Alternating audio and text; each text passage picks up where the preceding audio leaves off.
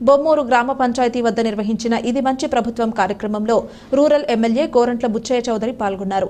ఆయన మాట్లాడుతూ పేదలకు రాష్ట్ర వ్యాప్తంగా కేవలం ₹5తోనే ఆకలి తీర్చే 175 అన్న క్యాంటీన్లను పునః ప్రారంభించామని, ప్రభుత్వం ఏర్పడిన 100 రోజుల్లో ప్రజలకు ఇచ్చిన హామీ మేరకు నెరవేర్చిన కార్యక్రమాలను ప్రజల్లోకి తీసుకువెళుతున్నామన్నారు. గత ప్రభుత్వం ఒకవైపు ఆర్థిక సహాయం అందిస్తూ మరోవైపు దానికి రెండింతలు ట్యాక్స్ల రూపంలో వసూలు చేసేదని, దీనివలన ప్రజలు ఆర్థిక ఇబ్బందులు ఎదుర్కోవాల్సిన పరిస్థితి ఏర్పడిందని, మన ప్రభుత్వం చెత్త మీద పన్నును తీసివేసిందని, భవన నిర్మాణ కార్మికులందరికీ మేలు జరగాలని ఉచిత ఇసుక విధానం ప్రవేశపెట్టడం జరిగిందన్నారు. ప్రజల సంక్షేమానికి CM Chandrababu Naidu, deputy CM Pawan Kalyan పనిచేస్తున్నారని తెలిపారు.